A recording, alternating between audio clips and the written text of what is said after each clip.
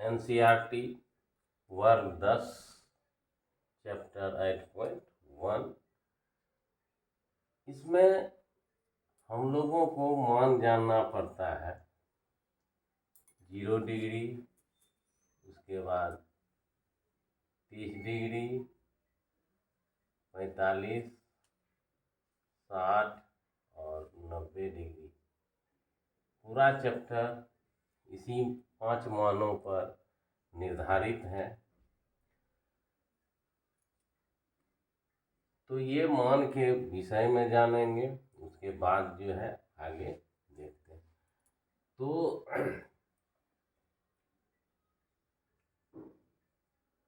सबसे पहले देखते हैं कि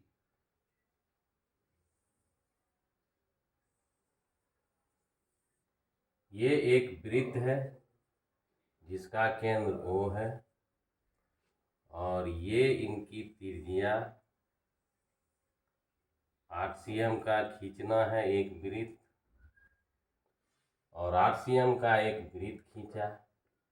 आर्यभट्ट साहब ने 500 ईस्वी में अर्धजीवा की चर्चा की थी।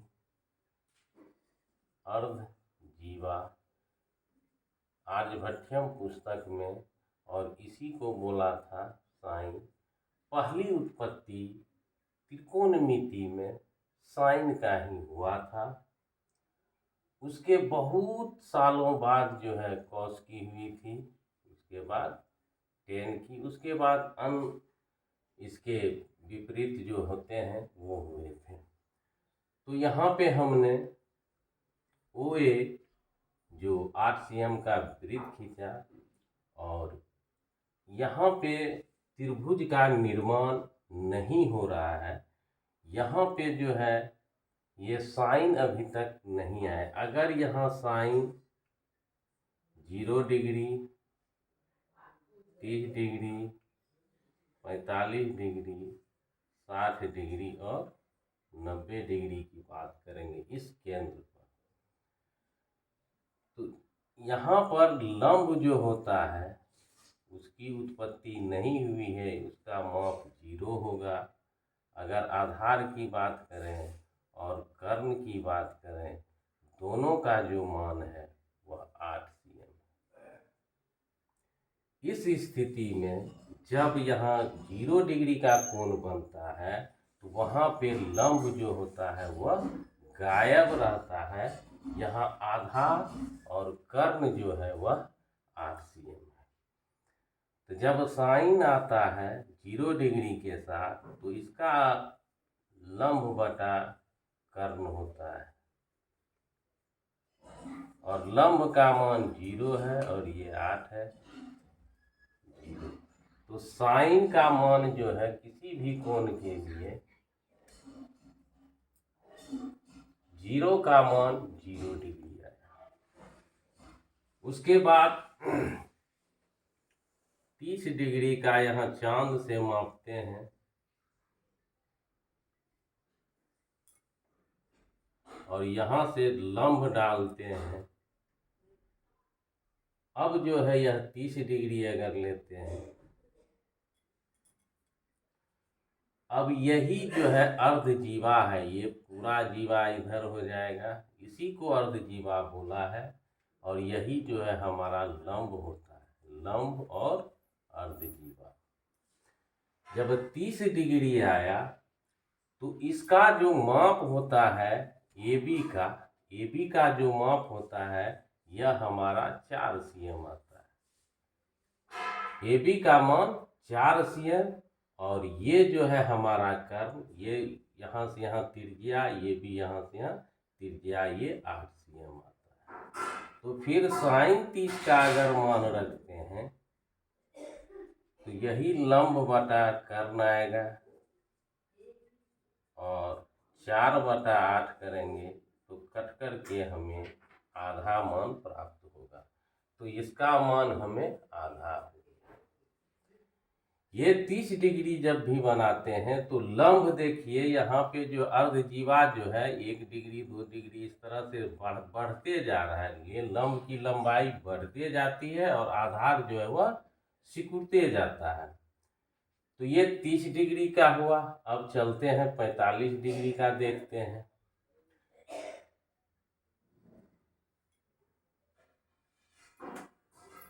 जब 45 डिग्री ड्रॉ किया गया तो ये हमारा लंब हो गया, ये 90 डिग्री हो गया। जब 45 डिग्री ड्रॉ किया गया तो इसका माप कितना होगा, तो इसका माप 5.7 आता है। माप करके देखिएगा, 8 सेंटीमीटर का वृत्त बना करके, और वहाँ पर जो है यहाँ चांद की सहायता या किसी प्रकार की सहायता से जो है हम 30 डिग्री का ड्रॉ, उसके बाद 45 डिग्री का, तो ये हमें 5.7 आता है। तो देखते हैं, तो साइन 45 जब लिखा जाता है तो लंब हमारा 5.7 और ये 8 आता है। जब पॉइंट हटाते हैं तो 57/80 आता है। जब इसे भाग देते हैं 57 में 80 से, तो पॉइंट आएगा 7 बार में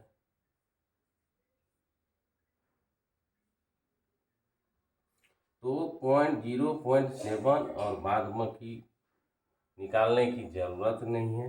अब यहाँ जो मान आता है 0, 1/2, फिर 1/2 का रूट जो आता है, अब इसका कैलकुलेशन करते हैं, ये कितना आता है। तो 1/√2 इसका जो कैलकुलेशन होगा वह 1.4 होगा। तो ये हमारा 10 बन जाएगा, और ये पॉइंट तो 10 में अगर 14 से भाग देंगे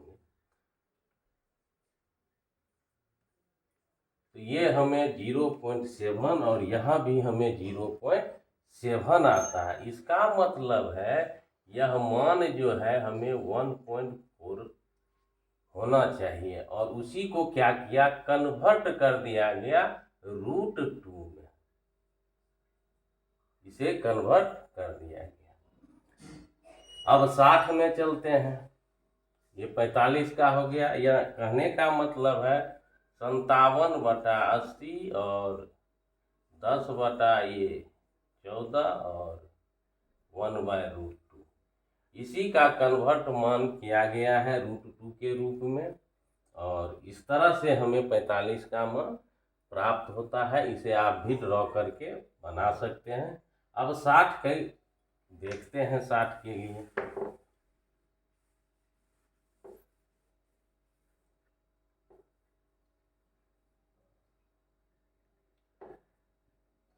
जब 60 का कोण ड्रॉ करते हैं तो ये आधार तो हमारा छोटा होता जाएगा।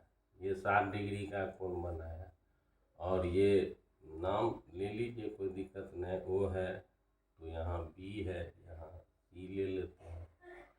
तो ओ बी सी त्रिभुज में जब भी होगा तो ये हमारा जब 60 डिग्री का आता है तो ये 7 cm आता है।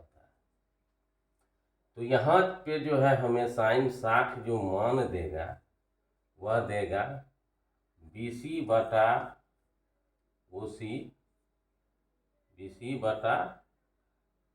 ये 8 cm तो रहेगा ही, करना है इसमें कोई, तो BC/OB आ जाएगा। तो BC का मान है 7 और OB का मान है 8। आधार छोटा होता जाएगा, छोटा होता जाएगा। तो इसको जब डिवाइड करते हैं तो ये आएगा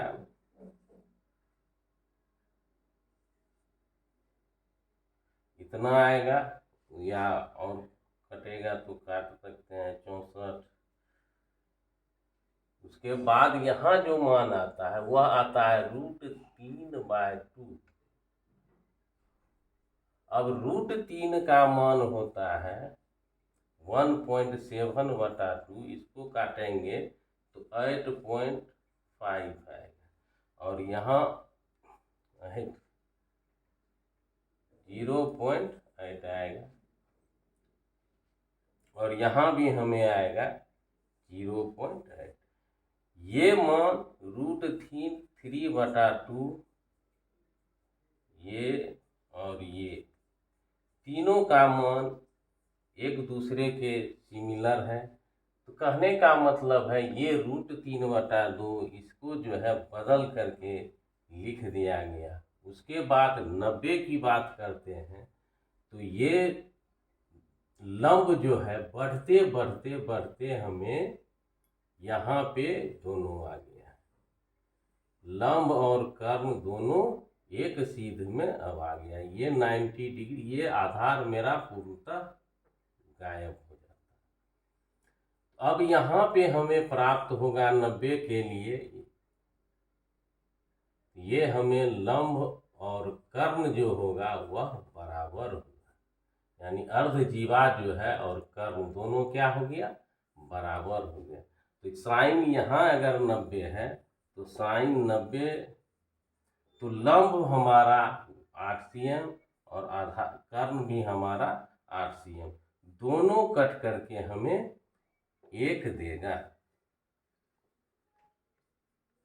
और इस तरह से 90 का मान हमें 1 प्राप्त हुआ। तो इस तरह से जो है मान हम लोग आराम से जो है इस अर्धजीवा के माध्यम से निकाल सकते हैं। ये हमारा 0 डिग्री हो जाएगा, यहाँ पे ये केबल रहेगा। उसके बाद ये हमारा अगर 30 डिग्री है और ये हमारा 45 डिग्री है और इसके लिए ये हो जाएगा, ये बढ़ते जाता है और ये 60 डिग्री होगा। तो ये जो है ये बढ़ते बढ़ते बड़ा होते होते होते होते होते यह जो है पूर्णतः यहाँ 90 डिग्री के पास आ जाता है।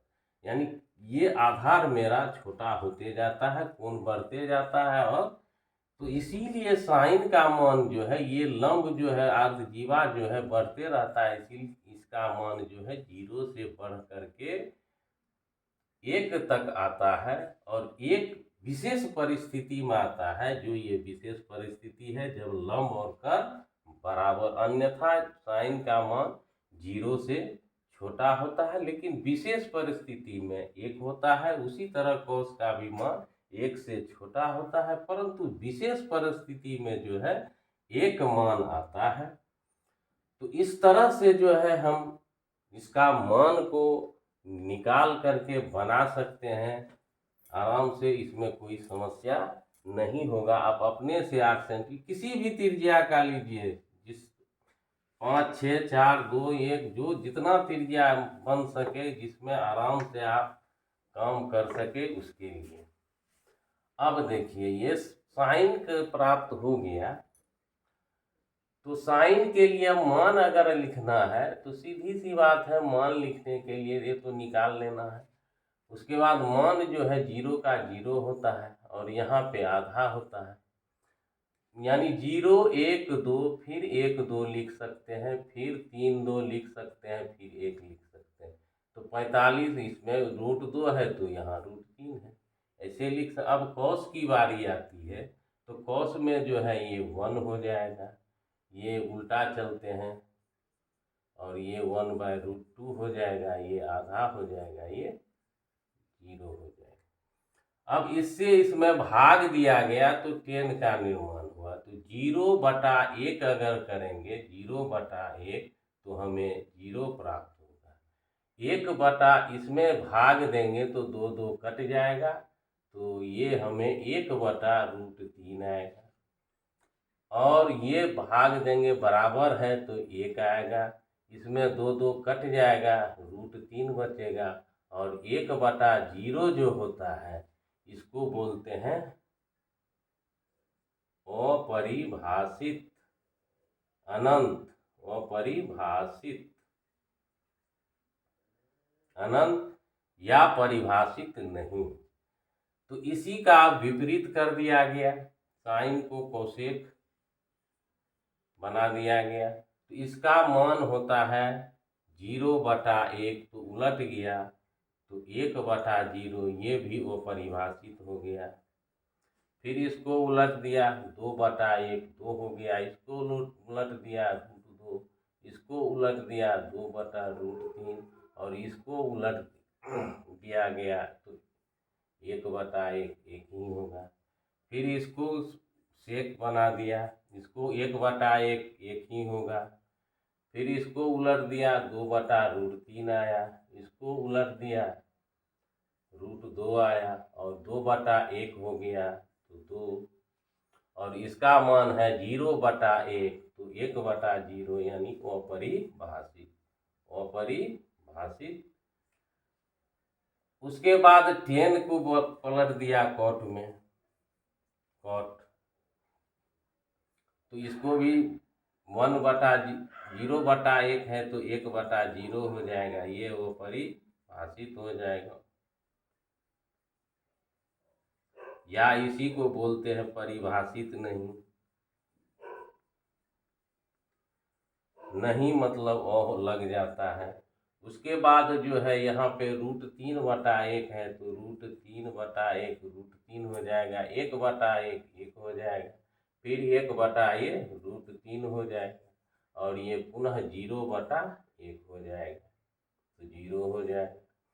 तो इस तरह से मान जो है हम लोग प्राप्त कर सकते हैं, बना करके, लिख करके। और अगर साइन का मान पता है तो सबका मान पता है। तो पहले इसको खोजा गया, 0 1 2 1 2 3 2 1 रूट लगा दिए, ऐसे भी। उसके बाद जो है, इसके बाद कॉस, तो इधर उल्टा चलते हैं तो कॉस के लिए देख लेते हैं। ये हमारा 30 डिग्री, ये हमारा 45 डिग्री और ये हमारा 60 डिग्री और ये हमारा 90 डिग्री। ये समकोण बनेगा। अगर यहाँ 30 है तो यहाँ पे जो है ऑटोमेटिक 60 बनेगा और यहाँ पे जो है 90 बनेगा और यहाँ पर जो है 45 है तो 45 बनेगा और यहाँ पे 60 है तो यहाँ पे 30 बनेगा और ये आगे यहाँ 0 होगा। तो साइन के बहुत बाद जो है, जब इधर से चलते हैं तो कॉस 0 डिग्री जो होता है, तो कॉस में जो है यहाँ मान यही लिया गया, यही जीवा बटे कर्ण लिया गया है। कॉस इधर से आते हैं तो ये बढ़ते क्रम में गया और इधर से जब वापस आए तो इसी जीवा का उपयोग किया गया और किसी का नहीं।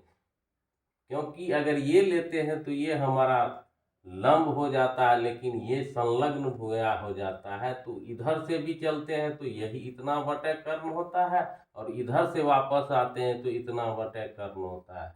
दोनों का मान बराबर होता है। तो कॉस का अगर इधर से आएंगे तो कॉस 0 डिग्री जो है हमें 1 देगा, क्योंकि यहाँ पे लंब और कर्ण, आधार जो है मेरा गायब है, लंब और आधार, तो आधार 0 है और कर्ण 1 है तो कॉस 0 डिग्री का मान दे। फिर यहाँ 30 है तो ये संलग्न, ये 60 है तो 60 है तो 30 का मान जो संलग्न भुजा होता है उसका मान जो है हमें जो है कॉस 60 के बराबर, साइन 60 के बराबर आएगा। तो साइन 60 का जो मान है वही यहाँ पे आएगा, तो यानी √3/2 हो जाएगा। फिर 45 में वही 1/√2 हो जाएगा। वापस आ रहे हैं तो आधार बढ़ते जा रहा है, लंब जो है हमारा घटते घटते यहाँ पर 90 डिग्री का बनाता है। इधर से चलते हैं साइन आता है, इधर से वापस आते हैं तो कॉस होता है। अब चलते हैं प्रश्न संख्या 1 पर, जहाँ दिया है साइन 60 गुना कॉस 30 प्लस साइन 30 कॉस 60। अब है कि ये प्लस में है, ये भी प्लस में है, ये भी प्लस में है, ये भी प्लस में है, लेकिन ये और ये अलग है, इसमें कोई क्रिया नहीं कर सकते। इसको जो है हमें गणित के रूप में बदलना पड़ेगा। ये 60 का मान जो है हमें पता है, साइन 60 का मान जो होता है वह √3/2 होता है और कॉस 30 का जो मान होता है वह भी √3/2 होगा। प्लस साइन 30 का जो मान होता है वह आधा होता है, और ये दोनों 90 डिग्री है, पूरक हो जाता है, तो इसका भी मान 1/2 ही होगा। अब है ये प्लस गुना प्लस, प्लस होता है √3 गुना √3। √3 में √9 है, √8 है, इसको हम लोग अगर तोड़ते हैं गुणनखंड के रूप में तो 1 2 ये बाहर आ जाता है। फिर यहाँ √3, तो यानी रूट में रूट के साथ गुना कर सकते हैं, ये कोई दिक्कत नहीं है। रूट रूट में गुना, अगर √30 है हमें, इसको तोड़ेंगे तो √2, उसके बाद 3 और 5 आएगा, तो ये ऐसे होगा। अगर इसको √2 करें, √3 करें और √5 करें, तो इस तरह से लिख सकते हैं, कोई अलग अलग करके या एक साथ। तो इसीलिए इसमें गुना करने में कोई आपत्ति नहीं होता है। तो प्लस गुना प्लस तो प्लस होगा ही, √3 गुना √3 3 देगा, प्लस गुना प्लस 2 दूने 4 4 होगा। अब प्लस है तो प्लस लगेगा ही, प्लस गुना प्लस तो प्लस 1 गुना 1 ही होगा, 2 दूने 4 होगा। अब इसको अगर एलसीएम लेते हैं, समान का एलसीएम समान ही होता है, भाग देना पड़ता है। 1 होगा 1 गुनी 3 3 होगा, फिर प्लस, फिर भाग देंगे, 1 होगा 1 गुनी 1, तो 4/4 हमें यहाँ प्राप्त हुआ, कट जाएगा एक बार में, तो हमें यहाँ उत्तर 1 आ जाएगा। तो इस तरह से ये बनेगा। अब दूसरा देखते हैं। दूसरा सवाल है, तो 2tan का वर्ग 45 डिग्री और cos 30 का वर्ग है और sin 60 का भी वर्ग है, तो 2 और इसके बीच में गुना होता है, ये दोनों के बीच में कभी गुना नहीं होता है, तो 2 लिख देना है। अब tan 45 का जो मान होता है वह 1 होता है, 1 का वर्ग कर देंगे, प्लस cos 30 का जो मान होता है वह हमें √3/2 होता है, तो √3/2 का वर्ग कर देना है। फिर माइनस है sin 60 का भी मान जो होता है वह √3/2 होता है, और इसका भी हम वर्ग कर देते हैं। अब एक बार नजर दौड़ाते हैं, ये और ये हूबहू एक जैसे हैं, गणित में यही देखना पड़ता है, एक जैसे हैं तो इसमें कोई ना कोई काम होगा। चिन्ह अलग है तो ये घटेगा, घटेगा तो बराबर दोनों है तो ये कैंसल कर सकते हैं, कोई दिक्कत नहीं। इसको अब सरल करेंगे तो 2 1 का वर्ग 1 ही होता है, तो ये हमारा उत्तर आ जाएगा। तो इसको सरल करने की कोई आवश्यकता नहीं है, दोनों बराबर हैं, चिन्ह अलग है, घटेगा, आराम से कैंसिल हो जाएगा, मान 0 आ जाएगा उसका, और ये रह जाएगा। अब चलते हैं आगे तीसरे सवाल की ओर।